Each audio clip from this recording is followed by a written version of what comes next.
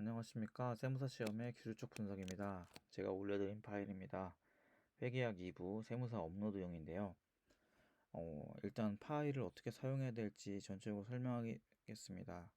저야 이런 구글 스프레드시트 같은 게 익숙하지만 익숙하지 않으신 분들이 많을 것 같아요. 그래서 일단 기본적인 것도 좀 설명을 드리면 저기 파일 탭을 누릅니다. 그래서 여기 사본 만들기 누르시면 여기 보이시죠? 내 드라이브. 여러분 계정으로 여기 이제 문서가 복사가 됩니다. 여기 복사가 되고 여러분의 입맛에 맞게 요걸 운영하셔도 좋을 것 같습니다. 아예 이렇게 다운로드해서 마이크로소프트 엑셀로 다운로드 하시는 방법도 굉장히 좋을 것 같습니다. 자, 여기 보시면 문제, 여기 보시면 요게 좀 재고 관리라고 생각하고 해봤습니다. 그래서 이제 문제 하나하나가 이제 좀 관리해야 될 품목이고 이렇게 자료 1-1, 1-1-3 이렇게 해봤습니다. 여기 문구 정리 보시면 이제 B열의 문구 정리 보시면 이 노란색 있습니다. 이 노란색이 의미 단위입니다. 이렇게 엑셀이 좀 가독성이 떨어지는 단점을 해서 예를 들면 자료 2번입니다. 이게 칸 내용인 거고 요렇게까지 한 내용인 거고 요렇게까지 한 내용입니다. 근데 이제 이거를 너무 색깔을 넣다 보니까 별로 좋지 않더라고요. 그래서 좀 고민을 해보고 이 부분은 앞으로 좀 개선해 나가야 될 부분인 것 같습니다. 자, 다음은 기출문제 개념 정비 CTA 편. 여기 C열입니다. 여기까지 들어오시는 분들은 거의 없던데 요거는 사실 2023년 기출문제 에서 제가 많이 틀리는 거거든요. 아시겠지만 유가증권 이거 맨날 나오는데 이거 맨날 틀려요. 이거 1,000원. 에이, 바본가 봐. 비상장 주식 요거 있잖아요. 요것도 5% 10억 이하. 요렇게 중요한 건 뭐냐면 여기에서 한 번 틀렸다고 오는 게 아니라 1차 시험을 나름 이렇게 하지 않았습니까? 그러니까 빨리 안 떠오르는 거, 재학습이 필요한 거. 그러니까 굳이 이걸 기본서를 막 뒤지고 막 여러 번 뒤질 필요 없이 한 번 정리해 놓고 이렇게 노트북 혹은 컴퓨터로 볼 수 있는 것들 이렇게 정리했습니다. 이 의제배당은 진짜 선생님마다 틀리고 맨날 틀려 이건. 준비해도 이거는 일단 해봅시다. 이거 맨날 부정적인 거 얘기해봐야. 자, 이렇게 제가 잘 모르고 맨날 틀리고 까먹는 것들 위주로 여기에 정리해 놓습니다. 자, 이해도 평가입니다. 자, 보시면 이해도 평가 이 회색을 누르시면 이해가 된다. 이해 완료했다. 반복 학습하자. 이렇게 있습니다. 당연히 이해 X를 이해 완료로 만드는 게 숙제겠죠. 이 부분은 조금 과한 것 같다는 생각도 솔직히 좀 듭니다. 일단 테스트 해보고 시간이 너무 오래 걸리면 바로 버릴 겁니다. 이 D열 부분은. 자, first remind입니다. 네, 보시면 논리적인 순서입니다. 자, 우리 한번 예를 들어 봅시다.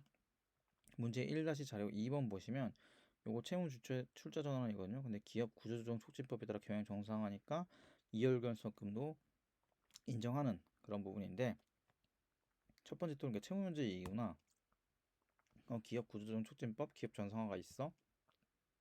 아, 맞다. 시가 초과 발행액의 채무 면제 이익이야.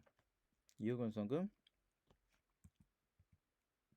입금불산이 할 수 있어 라고 이렇게 좀 키워드별로 묶어놨습니다. 근데 이게 왜 이렇게 했냐면 1차 시험 보면서 뭘 느꼈냐면 뭐더라 하는 시간이 없더라고요. 그러니까 시험 보니까 1분에 한 문제 이렇게 풀어야 되는데 사실 1분에 한 문제도 많죠.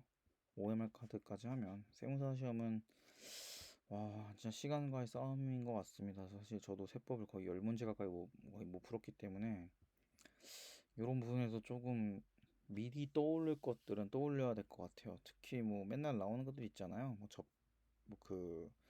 저번에 나온 게 뭐였지? 기업 업무 추진비랑 그리고 대손 충당금 이런 것들 그냥 진짜 그냥 기계적으로 진짜 할 수 있을 정도로 문제 많이 풀어보고 잘 정리를 해놔야 될 것 같아요.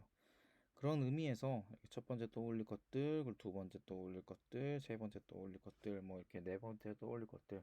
근데 보통 요 정도까지 안 가더라고 네 번째까지. 이렇게 키워드별로 민감하게 좀 묶어놨습니다. 이 부분도 좀 잘 활용하시면 좋을 것 같아요. 그리고 여러분들만의 것을 만드실 거면 뭐 더 좋은 게 만들어질 수 있겠죠. 자, 그리고 그 다음에는 여기 출제 연도입니다. 출제 연도 당연하게 적어놨고요.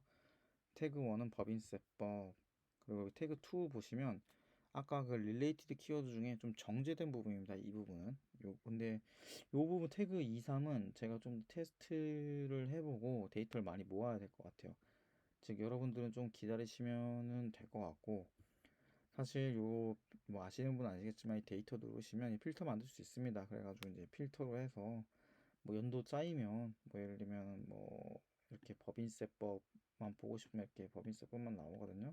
그러니까 이런 식으로 필터 만들어서 내가 법인세법에서 어떻게 분석을 하고 싶고 어떤 것이 출제경이 나오고 이런 것들까지 다 볼 수 있으니까 이런 부분들은 나중에 한번 제가 데이터를 계속 쌓아 놓을게요. 데이터 쌓아 놓고 간간히 확인하시고 제가 영상으로 제작할 테니까 본인 생각대로 이렇게 움직이셔도 좋을 것 같고 저와 함께 인사이트를 나눠도 좋을 것 같습니다. 자, 일단은 그 다음 중요한 게 제가 이거를 왜 하냐, 너 이거 솔직히 이렇게 하는 거 좀 과하다 라고 생각하시는 분들이 있을 것 같아요. 이게 뭐야 도대체, 뭐 하는 짓거리야 이게, 이렇게 생각할 수 있습니다. 근데 이게 사실은 공부를 정말 손쉽게 하려고 하는 거예요. 그러니까 예를 들면 초기 투자 비용이죠. 뭐 예를 들면 뭐 그러니까 기업으로 따지면 공장 건물 세우고 처음에 고정 비용 막 때려 박아가지고 나중에 이제 변동비 회수, 고정비 회수하면서 사업 굴리잖아요. 그거랑 똑같은 것 같아요. 이게 무슨 말씀이시냐면 전 이거 맨날 틀려요.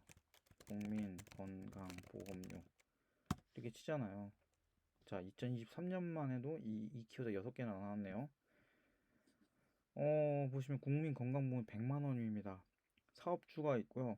나중에 이거 보면 근로자가 낸 것도 나오겠죠. 이 기초문제 쌓이다 보면. 그러면 이런 게 되는 겁니다. 국민건강보험료만 모아서 공부를 할 수 있는 겁니다. 이런 방식으로. 이런 방식으로. 지금 23년도만 있어서 지금 6개밖에 없는데 다 모으면 굉장히 많아질 겁니다. 그래서 이런 식으로 뭐 또 볼까 맨날 제가 모르는 게 비영업용 여기 있다. 이런 식으로 바로바로 찾아서 공부할 수 있게 이렇게 좀 자료를 집대성할 계획입니다. 오늘 영상 여기까지입니다. 인사이트가 생기면 다시 영상 올리도록 하겠습니다. 좀 오늘 좀 이렇게 잡음이 좀 많았는데요.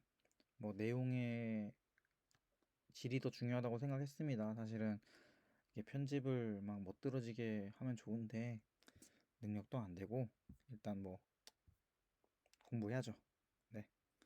그러면 오늘 영상 여기까지였습니다. 감사합니다.